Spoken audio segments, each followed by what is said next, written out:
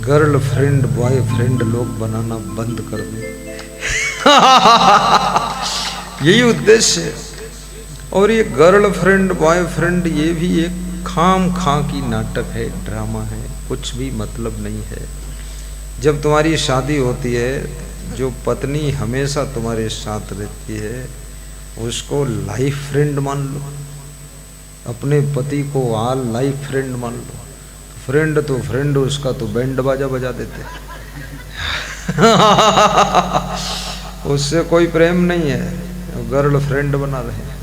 इतने मेहरकुल्ला लोग हैं, इतना बेशर्म है, चौराहे पर हाथ में हाथ डाले घूम रहा है लड़की और लड़का। ये किसको तो दिखा रहा है, भोंगड़ कहीं का, पूरा मूर्ख है। अरे मर्यादा कुछ होती है, लोग अपनी पत्नी का भी हाथ चौराहे पर नहीं पकड़ते हैं, पति का हाथ भी अपनी पत्नी नहीं पकड़ती है, और तो गर्लफ्रेंड की भैंसा फ्रेंड बना घूमता है।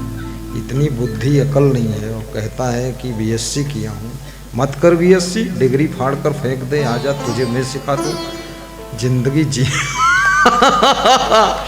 जिंदगी जीना आता नहीं है, कहाँ सुख मिलेगा इसमें तुमको। राजा भर्तृहरि के पास में एक तो रानी थी उनकी जिससे विवाह हुआ था, और बाकी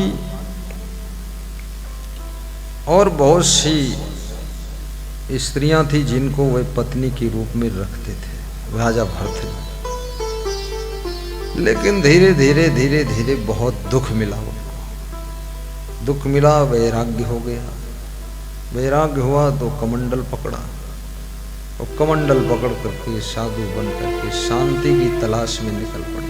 पर याद रखना, ये मत सोचना जयपुर छोड़कर हम शांति की तलाश के लिए माउंट आबू निकल जाएंगे तो वहां शांति मिलेगी। माउंट आबू में भी शांति नहीं है, न जयपुर में शांति है, न कोटा में शांति है।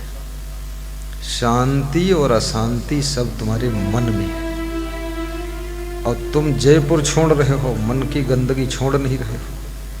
तुम वही पागल मन, गंदा मन लेकर माउंट आबू पहुंच रहे हो, तो वहां भी अशांति ही रहेगी, शांति तुमको नहीं मिलेगी। एक आदमी घर की जिल्लत से परेशान होकर साधु बन गया। साधु बन गया, अब उसके गुरु ने उसका नाम रख दिया मुनि शांतिनाथ। क्या नाम रखा? मुनि शांतिनाथ। तो थोड़ा थोड़ा सत्संग करने लगा, कुछ दोहा चौपाई बोलने लगा, घूमने लगा। घूमते घूमते अपने जन्मभूमि के गांव की पड़ोस गांव में पहुंच गया।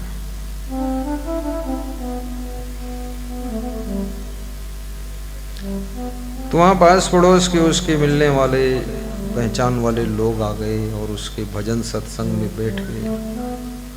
सत्संग भजन जब समाप्त हुआ तो लोगों ने पूछा, महाराज जी आपका नाम क्या है? तो उसने कहा मेरा नाम है मुनि शांतिनाथ। अच्छा अच्छा महाराज, बहुत अच्छा।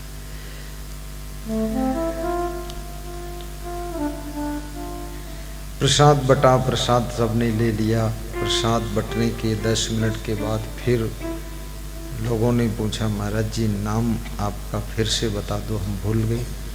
बोले ध्यान से सुन लो, मेरा नाम है मुनि शांतिनाथ। बोले ठीक ठीक महाराज, समझ में आ गया। लोग विदा हो गए। 15 मिनट बाद फिर लौट कर आए। लोगों ने कहा महाराज जी एक भूल हो गई कि नाम फिर भूल गया, फिर से एक बार और बता दो, तीसरी बार आपका नाम क्या है? बोले मुनि शांतिनाथ। तो लोग बोले हाँ हाँ समझ गए समझ गए। लोग फिर चले गए। आधा घंटे बाद लौट कर आए। बोले महाराज जी नाम तो भूल गया, फिर से बता दो। तो उसने डंडा उठाया, कहा दिमाग ठिकाने कर दूंगा। मुनि शांतिनाथ बताया था। बोले दिमाग भी ठिकाने हो जाएगा हमारा, और आपका क्रोध भी उसी ठिकाने है, वो कहीं गया नहीं। क्योंकि घर में अपनी पत्नी को कुएं में ढकेल कर भागकर साधु बन गए थे क्रोध में। वो क्रोध भी अभी ठिकाने ही है, वो हटा बटा नहीं है। अब ये साधु बनने से कोई मतलब नहीं निकला। अगर क्रोध ठंडा नहीं हुआ, लोभ नहीं छूटा, अहंकार नहीं गया। कितने लोग साधु बन गया, बड़े घमंड में है, इतना घमंड है उसको। तुम उसके सामने जाओ तो तुमको ऐसे देखता जैसे कीड़ा मकोड़ा कोई है। तुम भी सोचते हो अरे यहाँ ना आते तो अच्छा था, अरे इसके पास आकर पहले तो मैं कल्याणमल था, अभी इसके सामने तो कीड़ामल हो गया। वो न प्रेम करता है न प्रेम से बोलता है, आंखें बड़ी बड़ी काटता है लाल पीली। मैं एक बार छत्तीसगढ़ प्रदेश से आ रहा था, उस समय मिनी बस मेरे पास थी, उसी में हम सब लोग बैठ लेते थे। और मुझे कोई भी संत मिल जाता था तो मैं उसको प्रणाम करता, अभी भी मिल जाता तो प्रणाम भी करता हूँ, आदर भी करता हूँ, उसको माला वाला पहना देता हूँ, कुछ दक्षिणा भी दे देता हूँ। अभी भी तभी भी, तब कम देता था, अब थोड़ा ज़्यादा दे देता हूँ, क्योंकि तब मेरे पास ही कम था। तो मैंने उनको एक, मेरी बस में हवा डला रहे थे संत जी, तो मैं उतरा। बस में कभी हवा डालते थे या पेट्रोल डालते थे, डीजल डालते थे या कुछ, तो मैं उसमें बैठा नहीं रहता था, मैं उतर जाता था। उतर कर कुछ लोगों को सत्संग सुनाने लगता था, सड़क पर ही सुनाने लग गया, 2-4 सत्संग कर दिया 1-1 मिनट वाला।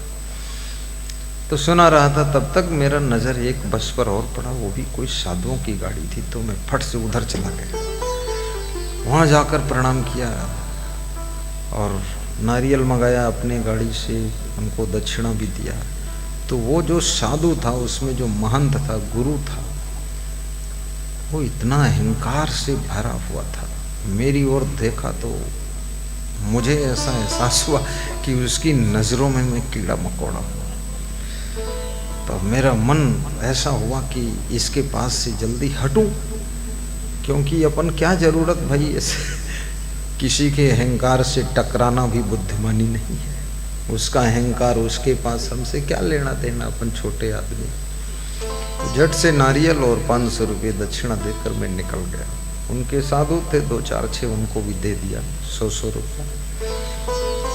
आज तक उनको मैं मिला ही नहीं। और उनको जो अहंकार था उससे 29 गुना आगे हमने विकास किया, 29 गुना।